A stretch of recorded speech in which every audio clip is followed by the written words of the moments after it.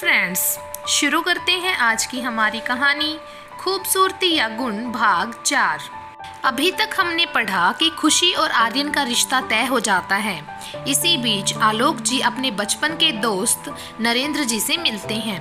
अब आगे नरेंद्र जी अपने बेटे की ओर मुस्कुराकर देखते हैं तो केशव बाइक स्टार्ट करते हुए कहता है, वैसे पापा कल रात आपको नींद तो अच्छे से नहीं आई होगी क्योंकि आप इतने उत्सुक जो थे अंकल से मिलने के लिए। अच्छा चलिए अब मैं चलता हूँ। इतना कहकर केशव अपने कार्य क्षेत्र की ओर चला जाता है। नरेंद्र जी घर की डोर बेल बजाते हैं।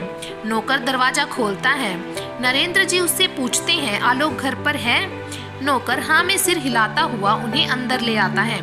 उसी समय आलोक जी गर्मजोशी से अपने दोस्त से मिलते हैं और उन्हें पूछते हैं, तुम्हें घर तो आसानी से मिल गया था ना? मैं तो कब से तुम्हारा इंतजार कर रहा था।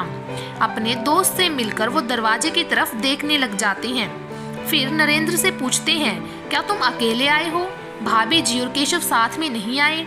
इससे पहले कि नरेंद्र जी अपने दोस्त की बात का कोई जवाब देते, वो अपने दोस्त की बेसब्री देखकर हंस पड़ते हैं और कहते हैं, तुम तो आज भी वैसे ही हो, एक ही सांस में इतने सवाल पूछ लिए। अरे भाई मुझे बैठने तो दो, फिर आराम से बताता हूँ। आलोक जी हंसते हुए उसे बैठाते हैं और कहते हैं, क्या करूँ यार, तुझसे इतने सालों बाद मिला हूँ, मन में ढेर सारे सवाल आ रहे हैं। उसी समय कृष्णा जी अपने कमरे में आती हैं। नरेंद्र जी उठकर उनके पांव छूते हैं। कृष्णा जी उसे आशीर्वाद देते हुए झूठ मूठ की नाराजगी व्यक्त करते हुए कहती हैं, तुम तो मुझे भूल ही गए नरेंद्र, अपनी माँ समान समझते थे ना मुझे? क्या हुआ, माँ की एक बार भी याद नहीं आई? नरेंद्र उनको बड़े आदर भाव से शर्मिंदा होते हुए कहते हैं, क्या करूँ माँ जी, समय ही नहीं मिला, कभी कुछ तो कभी कुछ।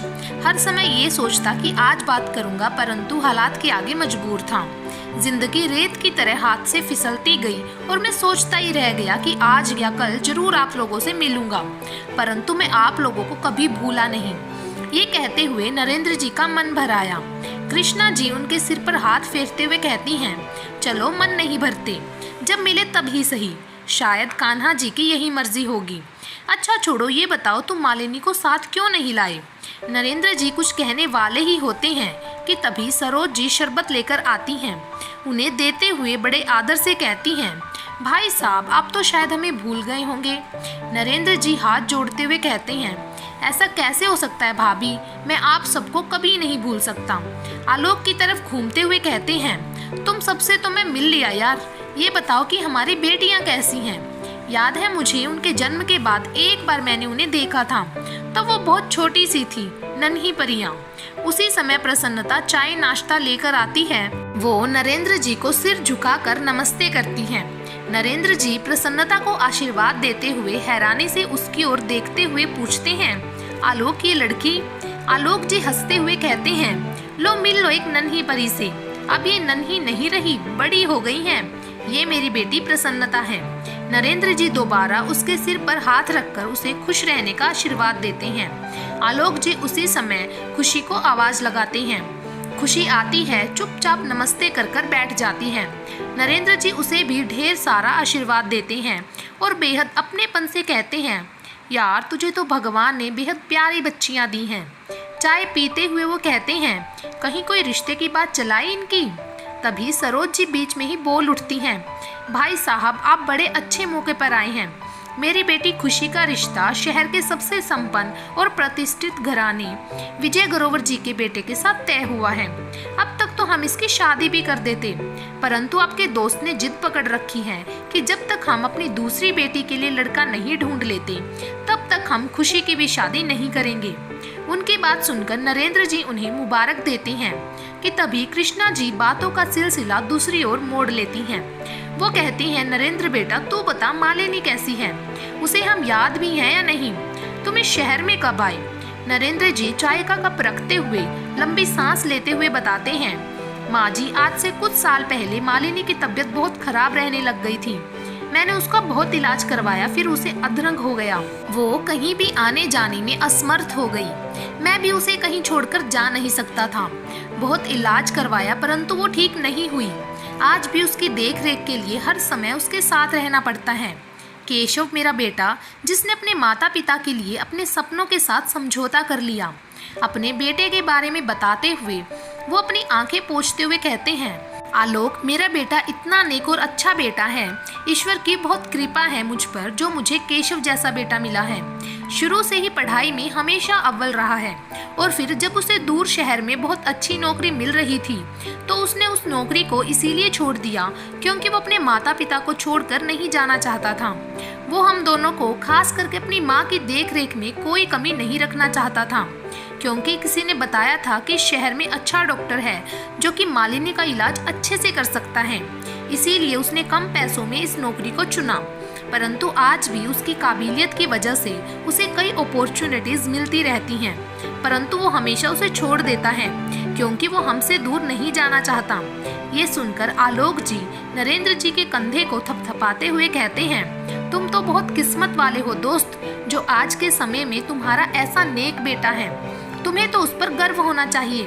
परंतु हाँ, अगर तुम उसे साथ ले आते तो हम भी उससे मिल लेते। नरेंद्र जी कहते हैं, शाम को जब वो मुझे लेने आएगा तब आप उससे मिल लेना। सारा दिन दोनों दोस्त अपने बचपन की बातों से लेकर अब तक के अपने जीवन में आए उतार चढ़ाव को एक दूसरे के साथ साझा कर रहे थे। एक दूसरे से हंसी मजाक करते करते सारा दिन कहाँ बीत गया पता ही नहीं चला। बीच में नरेंद्र जी प्रसन्नता के हाथ के बने कढ़ी चावल खाकर कहते हैं, बेटी तुम्हारे हाथों में तो गजब का स्वाद है। माँ अन्नपूर्णा का आशीर्वाद है इस बच्ची पर। शाम के समय करीब 6 बजने पर आलोक जी के घर के बाहर बाइक रुकती है। केशव बाइक को एक साइड पर खड़ा करके आलोक जी के घर की डोर बेल बजाता है। बेल बजने पर प्रसन्नता दरवाजा खोलने जाती है। बाहर एक नौजवान को देखकर पूछती है, जी कहिए आपको किससे मिलना है? केशव हल्की सी मुस्कुराहट के साथ कहता है, मैं यहाँ अपने पापा नरेंद्र जी को लेने आया हूँ। प्रसन्नता कहती है, ओह सॉरी, मैंने आपको पहचाना नहीं, आप अंदर आइए। अंकल जी तो कब से आपका इंतजार कर रही हैं। आपको घर ढूंढने में कोई परेशानी तो नहीं हुई? केशव चुपचाप प्रसन्नता के पीछे चलता हुआ उनके ड्राइंग रूम में पहुंच जाता है। प्रसन्नता तभी पीछे पलटते हुए बोलती है, जवाब नहीं दिया आपने मेरी बात का। केशव कहता है, बात दरअसल ये है कि मैं सुबह पापा को यहाँ छोड़ने आया था, तो आज ही शाम को मुझे घर ढूंढने में कैसे परेशानी हो सकती है। प्रसन्नता उसकी बात सुनकर हंसते हुए अपने सिर पर हल्की सी चपत लगाती है। केशव को वहाँ बैठाते हुए झेप कर वहाँ से चली जाती है। केशव उसकी इस अदा पर मुस्कुरा देता है। कुछ ही समय में सभी ड्राइंग रूम में आ जाते हैं। नरेंद्र जी केशव का परिचय सबसे करवाते हैं। केशव उठकर सभी के पांव छूता है।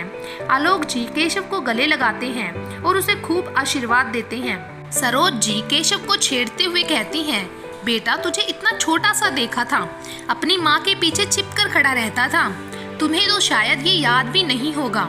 नरेंद्र जी हंसकर कहते हैं, भाभी जी ये इतना छोटा था, इसे कहाँ से याद होगा। एक तरह से ये आप सबसे पहली बार ही मिल रहा है। उसी समय प्रसन्नता सभी के लिए चाय पानी लेकर आती है। आलोक जी केशव को प्रसन्नता से मिलवाते हैं और कहते हैं, ये मेरी बेटी प्रसन्नता है। केशव होले से कहता है, जी मैं इनसे मिल चुका हूँ, यही तो मुझे अंदर लाई हैं। तभी आलोक जी सरोज जी से कहते हैं, खुशी कहाँ है, उसे भी तो बुलवाओ। प्रसन्नता खुशी को बुलाकर लाती है। खुशी अंदर आती है। केशव को धीमे से हेलो बोलती है। केशव उसे हेलो का जवाब देते हुए एक टक देखता ही रह जाता है। उसके मुख से हेलो शब्द जैसे मुख में ही रह जाता है। टकटकी लगाकर उसे देखते हुए नरेंद्र जी अपने बेटे के कंधे पर हाथ रखकर कहते हैं, बेटा ये खुशी है, प्रसन्नता की जुड़वा बहन। अक्सर मैं घर में तुम लोगों से अपने दोस्त के बारे में बातें करता रहता हूँ। मैंने बताया था ना कि मेरे दोस्त की 2 जुड़वा बेटियां हैं। समय तो मानो पंख लगाकर उड़ गया हो। बच्चे कब बड़े हो गए पता ही नहीं चला। क्यों आलोक, ठीक कह रहा हूँ ना मैं? केशव तो जैसे एकदम वर्तमान में लौटता है। प्रसन्नता से चाय का कप पकड़कर वो आराम से सोफे पर बैठ जाता है। चुपचाप चाय पीते हुए केशव सभी की बातें सुन रहा होता है। हंसी मजाक के माहौल में सब लोग बहुत खुश हैं। चाय का कप रखते हुए केशव उठकर कहता है, पापा चले, माँ भी घर पर इंतजार कर रही होगी। नरेंद्र जी भी अपने बेटे की बात सुनकर खड़े हो जाते हैं और कहते हैं, हाँ चलो, इतने सालों बाद मुझे अपने दोस्त और उसके परिवार से मिलकर समय का पता ही नहीं चला। ऐसा लगा जैसे मुझे अभी भी तुम्हारे साथ ढेर सारी बातें करनी है आलोक। आलोक जी नरेंद्र जी को गले लगाते हुए कहते हैं, कोई बात नहीं दोस्त, अब तो हम एक ही शहर में हैं, जल्द से जल्द मिलते रहेंगे। तुम भाभी का ख्याल रखना, हम सब उनसे मिलने जल्द आएंगे। शर्मीले स्वभाव का केशव अपने पापा के साथ अपने घर जाने के लिए निकल पड़ता है। रास्ते भर नरेंद्र जी अपने दोस्त के साथ हुई बातें केशव को बताते जाते हैं, परंतु केशव का ध्यान तो खुशी के पंखुड़ी जैसे होठों से हेलो बोलने पर ही खोया हुआ था। मन ही मन वो सोच रहा था, कोई इतना सुंदर कैसे हो सकता है? मैंने खुशी से ज्यादा खूबसूरत लड़की आज तक नहीं देखी। इतने में दोनों घर पहुंच जाते हैं। केशव अपनी माँ से मिलकर फ्रेश होने अपने कमरे में चला जाता है। नरेंद्र जी बहुत खुशी से मालिनी को आलोक और उसके परिवार की बातें बताते हैं। मालिनी जी भी सुनकर बहुत खुश होती है और कहती है, आज बहुत सालों बाद आपको खुश देखा। इस खुशी की वजह आपका इतने सालों बाद अपने दोस्त से मिलना है। ये बताइए आलोक भाई साहब, सरोज भाभी और बच्चे कैसे हैं? नरेंद्र जी मालिनी की व्हील चेयर को अपने कमरे की ओर ले जाते हुए बताते हैं, सभी ठीक हैं, सब तुम्हें याद कर रहे थे, खास तौर से सरोज भाभी और माँ जी तुम्हारे बारे में पूछ रहे थे। मालिनी जी ये सब सुनकर बहुत खुश होती हैं। नरेंद्र जी और मालिनी जी को इस शहर में आए 1-2 महीने हो चुके हैं। मालिनी जी तो घर का कोई भी कार्य खुद से नहीं कर पाती, इसीलिए केशव ने अपनी माँ की मदद करने के लिए घर का कार्य करने वाली बाई रखी हुई है। वो सुबह से लेकर शाम तक इनके यहाँ ही रहती है। सारा दिन मालिनी जी का ख्याल रखती है और शाम को खाना बनाकर वो अपने घर चली जाती हैं। नरेंद्र जी यहाँ एक छोटी सी कंपनी में कुछ घंटों के लिए अकाउंटेंट का काम करने जाते हैं। इतने में केशव फ्रेश होकर बाहर आता है और खाना गर्म करके मेज पर लगाता है। अपनी माँ की व्हील चेयर मेज के पास लाता है और उन्हें खाना परोसता है, फिर खुद खाना शुरू करता है। ये उसका रोज का ही काम है। सुबह सुबह जल्दी उठकर वो अपने माता पिता के लिए चाय बनाता है। अपनी माँ को कोई तकलीफ ना हो इसलिए घर के छोटे कार्य वो करके जाता है। अपने बेटे की ओर देखकर अक्सर मालिनी की आंखें भर आती हैं। अक्सर बाई के हाथ का बेस्वाद खाना खाते हुए वो सोचती हैं, मैं कितनी लाचार हूँ कि मैं ढंग से अपने पति और बेटे को खाना भी नहीं खिला सकती। अपनी माँ की आंखों में आए आंसुओं को देखकर केशव अपनी माँ से पूछता है, क्या हुआ माँ, आपकी आंखें क्यों भरी हैं?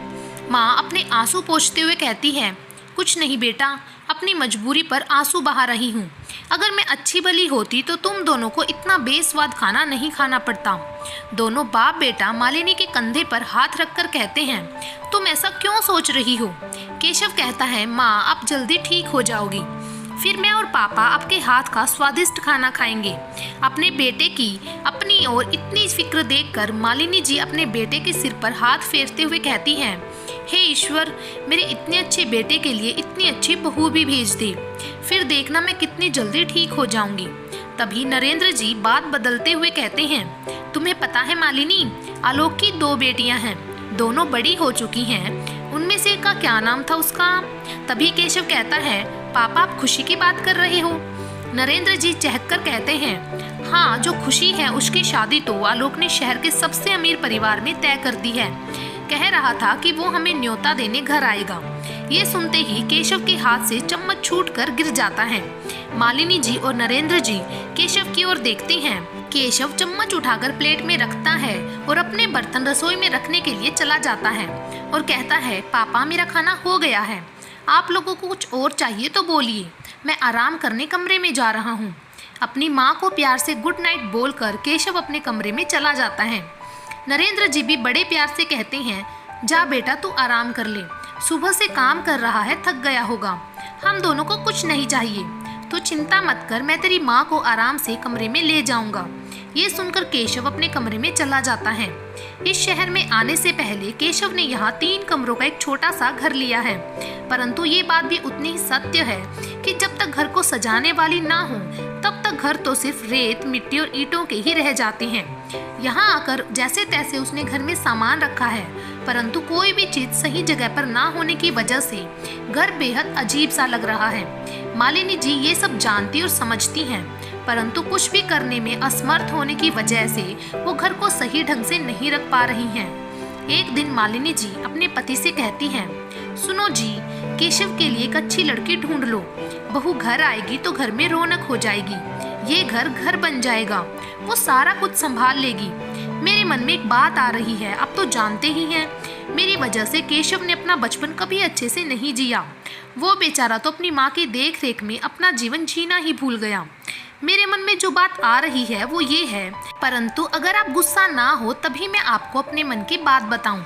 नरेंद्र जी चाय पीते पीते अखबार में नजरें गड़ाए मालिनी जी से कहते हैं, हाँ कहो, मैं सुन रहा हूँ। मालिनी जी कहती हैं, मेरी बात जरा ध्यान से सुनिए, अखबार नीचे रखिए, पता नहीं अखबार में आपको क्या मिलता है। नरेंद्र जी मुस्कुराते हुए अखबार नीचे रखते हैं और मालिनी जी की तरफ देखकर कहते हैं, अच्छा जी, चलिए पहले आप अपने मन की बात बताइए। मालिनी जी अति उत्साहित होते हुए कहती हैं, आप उस दिन बता रहे थे ना कि आलोक भाई साहब की 2 बेटियों में से एक का रिश्ता तो तय हो चुका है और भाई साहब अपनी दूसरी बेटी के लिए रिश्ता खोज रही हैं। दरअसल मैं चाह रही थी कि आप उनसे उनकी दूसरी बेटी का हाथ अपने बेटे केशव के लिए मांग लीजिए। वो क्या है ना, हम उन्हें अच्छी तरह से जानते पहचानते हैं। उनकी बेटी हमारे घर की बहू होगी, परंतु वो बहू से ज्यादा हमारे लिए बेटी की तरह होगी। अगर उनकी बेटी हमारे घर में आती है तो मुझे बहुत खुशी होगी। अपनी पत्नी की बात सुनकर नरेंद्र जी एकदम चौंक जाते हैं। वो मालिनी जी की तरफ देखकर कहते हैं, मालिनी, उस दिन मेरे मन में भी ये बात आई थी, परंतु सरोज भाभी के चेहरे पर अपनी बेटी खुशी की शादी इतने बड़े घर में तय करने का जो गुरूर था, उसे देखकर मैं चुप हो गया। मैं तब ये सोच रहा था कि कहीं वो ये ना सोचें कि मैं जानबूझकर अपने नौकरी पेशा बेटे के लिए उनकी बेटी का हाथ मांग रहा हूँ। कहीं मेरा दोस्त मेरे बारे में कोई गलत राय ना कायम कर ले। ना तो हम विजय जी जितने रईस लोग हैं और ना ही हमारा बेटा केशव उनके बेटे आर्यन जितना काबिल है। कहीं आलोक ये सोचकर इनकार ना कर दे कि वो अपनी एक बेटी का तो इतने बड़े घर में विवाह तय कर चुका है, लेकिन दूसरी बेटी का विवाह एक मिडिल क्लास परिवार के बेटे के साथ क्यों तय करेगा। आलोक वैसे भी अपनी दोनों बेटियों से बहुत प्यार करता है और उसकी ख्वाहिश है अपनी दूसरी बेटी प्रसन्नता के लिए अच्छे घर परिवार की। अपने पति की बात सुनकर मालिनी जी गुस्सा दिखाते हुए कहती हैं, ये कैसी बात कर रही हैं आप? मेरे बेटे में ऐसी कौन सी कमी है? हजारों में नहीं, लाखों में एक है मेरा लाल। क्या काबिलियत सिर्फ पैसों से ही होती है? मैं ये नहीं कह रही कि आलोक भाई साहब ने जहाँ अपनी बेटी खुशी का रिश्ता तय किया है वो काबिल नहीं है, परंतु आप ये मत कहिए कि मेरा बेटा केशव कम काबिल है। मेरा बेटा होनहार पढ़ा लिखा है, किसी भी लड़की के लिए वो एक आदर्श जीवन साथी हो सकता है। अगर केशव अपने माता पिता के लिए इतना कुछ कर सकता है तो सोचो कि वो अपनी पत्नी के लिए क्या कुछ नहीं करेगा। जरूर हमारे घर में सुख सुविधाएं उनसे कम होगी, परंतु प्यार और सम्मान की कोई कमी नहीं है मेरे घर में। आखिर मेरे बेटे के संस्कार इतने अच्छे हैं कि कोई भी लड़की उसके जैसा जीवन साथी पाकर अपने भाग्य पर इतराएगी। शायद आप एक और बात भूल रहे हैं, चाहता तो मेरा बेटा भी बहुत तरक्की कर सकता था, परंतु वो मेरे खातिर ऐसा नहीं कर पाया। अगर बहू घर आ जाएगी, केशव भी आराम से अपने काम पर ध्यान देगा। इतना तो काबिल है मेरा बेटा कि वो अपनी बीवी और अपने परिवार के लिए सारी सुख सुविधाएं जुटा सकता है। मालिनी जी की बात सुनकर नरेंद्र जी चुप हो जाते हैं। मालिनी जी फिर से कहती हैं, सुनिए, आप मन में कोई संशय न रखें। मेरे कहने पर आप आलोक भाई साहब से एक बार बात तो करके देखिए। नरेंद्र जी लंबी सांस भरते हुए कहते हैं, ठीक है, मैं आलोक से बात करूंगा। फिलहाल तो तुम डॉक्टर के पास चलो, केशव ने तुम्हारे लिए अपॉइंटमेंट ली हुई है। नरेंद्र जी मालिनी जी को डॉक्टर कपूर के पास ले जाते हैं। डॉक्टर कपूर इस शहर के प्रसिद्ध डॉक्टरों में से जाने जाते हैं। उन्होंने मालिनी जी जैसे कितने मरीजों को ठीक किया है। मालिनी जी के पूरे चेकअप के बाद डॉक्टर उन्हें जरूरी दवाइयाँ देते हुए नरेंद्र जी से कहते हैं, आपको इनका खास ख्याल रखना होगा, ये बहुत कमज़ोर हो चुकी हैं। एक मरीज जितना खुश और सकारात्मक रहेगा उतना जल्दी ठीक होगा। आप समझ रहे हैं ना मैं क्या कह रहा हूँ? इन्हें किसी किस्म की चिंता नहीं रखनी चाहिए, बाकी ईश्वर ने चाहा तो ये जल्दी ठीक हो जाएंगी। नरेंद्र जी डॉक्टर को धन्यवाद देते हुए बाहर आ जाते हैं। दोनों घर वापस पहुंच जाते हैं। घर पहुंचकर नरेंद्र जी को मालिनी जी कहती हैं, सुनिए जी, डॉक्टर ने कहा है ना कि मैं कोई चिंता ना रखूं। मैं तो उसी समय अपने आप को ठीक महसूस करने लग जाऊंगी जब मैं अपने बच्चे के चेहरे पर खुशी देखूंगी। नरेंद्र जी मालिनी जी के बात करने पर उन्हें दिलासा दिलाते हुए कहते हैं, मैं कल ही आलोक से बात करूंगा, परंतु हमें पहले केशव से बात करनी होगी। मालिनी जी नरेंद्र जी को केशव से बात करने के लिए रोकती हैं और कहती हैं, आप पहले आलोक भाई साहब से बात कीजिए, अगर वो मानते हैं तो फिर हम केशव से बात करेंगे। मैं जानती हूँ मेरा बेटा अपनी माँ को किसी भी बात के लिए इनकार नहीं करेगा। नरेंद्र जी मालिनी जी को दवाई देते हुए कहते हैं, ठीक है, अब तुम आराम करो। अगले दिन सुबह केशव के ऑफिस जाने के बाद नरेंद्र जी आलोक जी की दुकान पर चले जाते हैं। वो उन्हें वहां जाकर मिलते हैं। आलोक जी अपने दोस्त को देखकर खुश होते हुए कहते हैं, क्या बात है यार, तू यहाँ दुकान पर, चल घर चलते हैं। नरेंद्र जी कहते हैं, नहीं यार, मुझे तुझसे एक जरूरी बात करनी है जो मैं तुम्हारे घर पर जाकर नहीं कर सकता। आलोक जी काम छोड़ते हुए कहते हैं, क्या बात है यार, तू क्यों इतना घबरा रहा है, बता तो क्या बात है। चल सामने कॉफी शॉप पर चलते हैं, कॉफी पीते पीते बात करते हैं। दोनों कॉफी शॉप चले जाते हैं। आलोक जी वहाँ कॉफी का कप नरेंद्र जी को पकड़ाते हैं और उसके साथ कुर्सी पर बैठते हुए पूछते हैं, चल यार अब बता क्या बात है, पहले ये बता घर तो सब ठीक है ना, तेरा चेहरा बता रहा है कि तुम किसी उलझन में हो, कोई ऐसी बात है तुम्हारे मन में जो तुम मुझे बताने में झिझक रहे हो। नरेंद्र जी अपने मुख पर आए पसीने की बूंदें पोंछते हैं और बहुत धीमे से बोलते हैं, अगर तुम बुरा मत मानो तो मेरे मन में एक बात है जो मैं तुम्हें बताना चाहता हूँ। अगर तुम्हें मेरी बात अच्छी ना लगे तो तुम इनकार कर देना, परंतु अपनी दोस्ती पर शक मत करना। आलोक जी नरेंद्र जी के हाथ पर हाथ रखकर कहते हैं, तुम बेझिझक अपने मन की बात मुझसे कर सकते हो। नरेंद्र जी अपनी बात बताते हैं, मैं सोच रहा था अगर हम अपनी दोस्ती को रिश्तेदारी में बदल ले तो तुम्हें कोई ऐतराज़ तो नहीं होगा। दरअसल मैं अपने बेटे केशव के लिए तुम्हारी बेटी प्रसन्नता का हाथ मांगना चाहता हूँ, परंतु अगर तुम्हें कोई ऐतराज है तो मैं इस बारे में तुमसे कोई सवाल नहीं करूँगा। आखिर तुम बेटी के पिता पहले हो और मेरे दोस्त बाद में, और एक पिता से बढ़कर अपनी बेटी के लिए कोई अच्छा नहीं सोच सकता। आलोक जी अपने दोस्त की तरफ देखते ही रह जाते हैं। एकदम से उनकी आंखें भर आती हैं। वो एकदम अपने दोस्त को कहते हैं, चल खड़ा हो।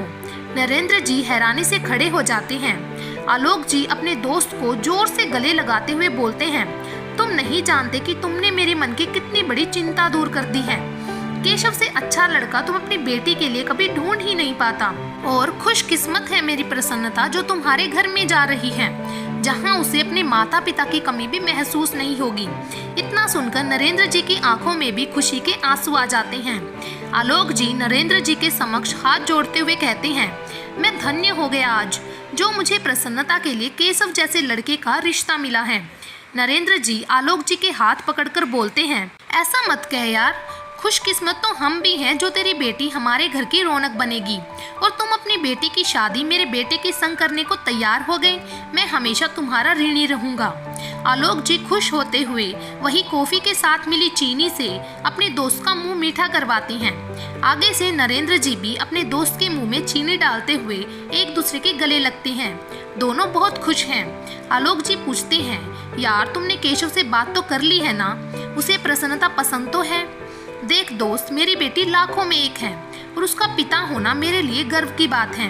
नरेंद्र जी मुस्कुराकर कहते हैं, तुम इस बात की चिंता मत करो, मैं अपने बेटे को अच्छे से जानता हूँ, वो अपने माता पिता की बात नहीं टालेगा। अलबत्ता एक बार तुम बेटी प्रसन्नता से पूछ लो। आलोक जी हुंकारा भरते हुए कहते हैं, मेरी बेटी प्रसन्नता भी अपने पापा की बात कभी नहीं टालेगी। काफी देर बात करने के बाद दोनों दोस्त एक दूसरे से विदा लेते हैं। नरेंद्र जी जाते जाते आलोक जी से जल्द उनके घर आकर रिश्ता तय करने के बारे में बात भी करते हैं, और कहते हैं कि वो केशव से बात करने के बाद उन्हें फोन पर बता देंगे कि वो उनके घर कब आएंगे। आलोक जी घर चहकते हुए अपने हाथ में मिठाई का डिब्बा लेकर आते हैं। आते ही वो अपनी माँ कृष्णा जी का मुंह मीठा करवाते हैं। सब उनकी तरफ हैरानी से देखते हैं। उनको इतना खुश देखकर सरोज जी भी हैरान होकर अपने पति से पूछती हैं, सुनो जी, ये मिठाई आप सबको किस खुशी में खिला रहे हो?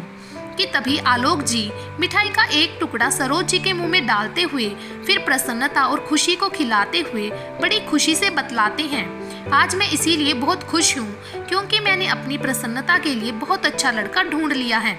सभी उत्सुकता से उनकी ओर देखते हैं कि उसी समय कृष्णा जी कहती है, बेटा ये तो बतला दो कि वो कौन है, किसका लड़का है, कैसा घर परिवार है।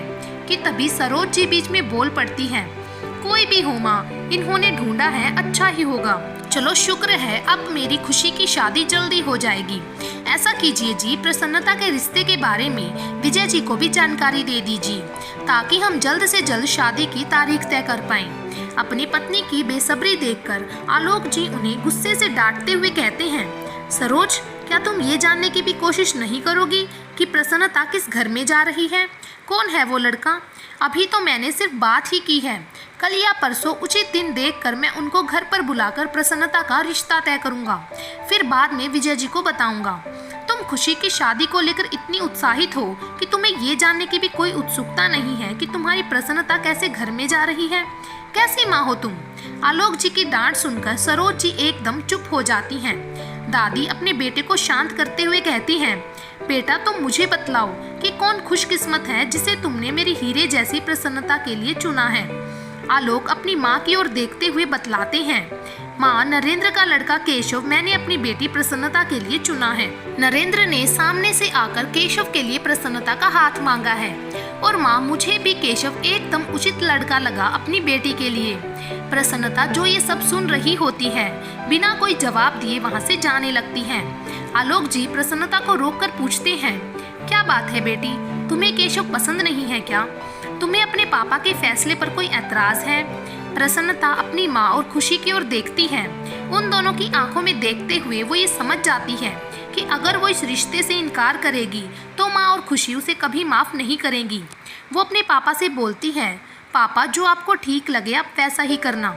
आप कभी मेरे लिए कुछ गलत नहीं सोच सकती। ये कहकर वो अपने कमरे में चली जाती है। उधर दूसरी ओर नरेंद्र जी मालिनी को बतलाते हैं, आलोक अपनी बेटी का हाथ केशव को देने के लिए मान गया है। अब हमें इस बारे में केशव से बात करनी चाहिए। मालिनी जी खुश होते हुए कहती हैं, मैं जानती थी कि वो लोग मान जाएंगे। आप फिक्र ना कीजिए, केशव मेरी बात कभी नहीं टालेगा। आज रात को हम उससे बात करेंगे। रात को केशव के घर आने पर मालिनी जी बेहद उत्सुकता से केशव को जल्दी से फ्रेश होकर आने के लिए कहती हैं और बड़े चाव से बताती हैं कि आज उन्होंने बाई से कहकर उसका पसंदीदा गाजर का हलवा बनवाया है। वो फिर चहकते हुए कहती हैं, जल्दी आ जाओ, फिर हम सब साथ में खाना खाएंगे। केशव फ्रेश होकर तौलिए से हाथ पोंछता हुआ बाहर आता है। अपनी माँ को बड़े प्यार से बोलता है, क्या बात है माँ, आज कोई खास बात है क्या जो आपने हलवा बनवाया है? माँ उसे पुचकार कर कहती है, हाँ है तो, तुम पहले खाना खा लो फिर बताती हूँ। केशव अपनी माँ को खाना परोसता है और खुद अपनी प्लेट में खाना डालते हुए बोलता है, पापा ये बताइए कि आज डॉक्टर ने माँ को चेक करने के बाद क्या कहा? केशव के पिताजी कहते हैं, डॉक्टर ने कहा है कि तुम्हारी माँ जितनी खुश और चिंता रहित रहेगी उतनी ही जल्दी इनके ठीक होने के आसार बढ़ जाएंगी। केशव मुस्कुराकर कहता है, अच्छा तो ये बात है माँ, इसी खुशी में आपने आज हलवा बनवाया है, तब तो मैं जरूर खाऊंगा। माँ हंसते हुए बड़े लाड से केशव को कहती है, हाँ बेटा, आज तो तू ये हलवा बाई के हाथ का बना खा रहा है, जल्द ही अपनी बीवी के हाथ का बना खाएगा। फिर देखना, डॉक्टर के इलाज से भी ज़्यादा मैं मेरी बहू के प्यार और परवाह से जल्दी ठीक हो जाऊंगी। खाना खाते खाते केशव के हाथ एकदम रुक जाते हैं। केशव कभी अपनी माँ की ओर देखता है तो कभी अपने चुपचाप खाना खा रहे पिता की ओर देखता है। उसकी बेचैनी जानकर उसकी माँ फिर से बोलती है, अरे मेरे लाल, मैं कोई मजाक नहीं कर रही। मैंने और तेरे पापा ने तेरे लिए लड़की पसंद कर ली है, बहुत अच्छी लड़की है। मैं तो ये कह रही हूँ कि तुम ऑफिस से कल छुट्टी ले लो, हम सब कल शगुन लेकर लड़की वालों के घर जाएंगे। पहली बार अपनी माँ के चेहरे पर इतनी खुशी देखकर केशव कुछ बोल ही नहीं पाता। ऊपर से केशव के पापा बोल पड़ते हैं, देख बेटा, आज आलोक ने सिर्फ अपनी बेटी का हाथ तेरे हाथ में देने के लिए हाँ की है और तेरी माँ तो ऐसा महसूस कर रही है जैसे इसे किसी इलाज की जरूरत नहीं है, वो अपने आप ही ठीक हो जाएगी। बहू नहीं, इसके लिए तो जैसे प्रसन्नता ही डॉक्टर बनकर आ रही है। मालिनी जी नरेंद्र जी की तरफ झूठ मूठ का गुस्सा दिखाते हुए बोलती हैं, और क्या जी, जहाँ मेरा बेटा खुश होगा माँ भी तो खुश होगी। अपने माता पिता को ऐसे चहकते देखकर केशव बिना कुछ कहे चुपचाप खाना खाता है और बर्तन उठाकर रसोई घर में रखने चला जाता है। तो माँ उसे बीच में रोककर पूछती है, तुमने बताया नहीं बेटा, तुम कल छुट्टी ले रही हो ना? केशव अपनी माँ की आंखों में आई चमक को देखकर हाँ में सिर हिलाता है और कमरे में चला जाता है। मालिनी जी नरेंद्र जी से कहती है, मैं कहती थी ना, मेरा बेटा मेरी बात जरूर मानेगा। अब आप जल्दी से आलोक भाई साहब को फोन कर दो और बता दो कि कल हम उनके घर आ रहे हैं। आज की कहानी यहीं पर समाप्त करते हैं। बाकी की कहानी आपको मिलेगी भाग नंबर 5 में। भाग नंबर 5 में देखेंगे कि क्या केशव शादी के लिए मना कर देगा या अपनी माता पिता के लिए प्रसन्नता से शादी कर लेगा। क्या प्रसन्नता का दिल टूट जाएगा या फिर एक नई लाइफ की शुरुआत होगी। जानने के लिए आगे की कहानी हमसे जुड़े रहें और ऐसे ही प्यार बनाए रखें। साथ ही अगर वीडियो पसंद आई है तो वीडियो को लाइक करें, शेयर करें और चैनल को सब्सक्राइब कर लें। Thank you.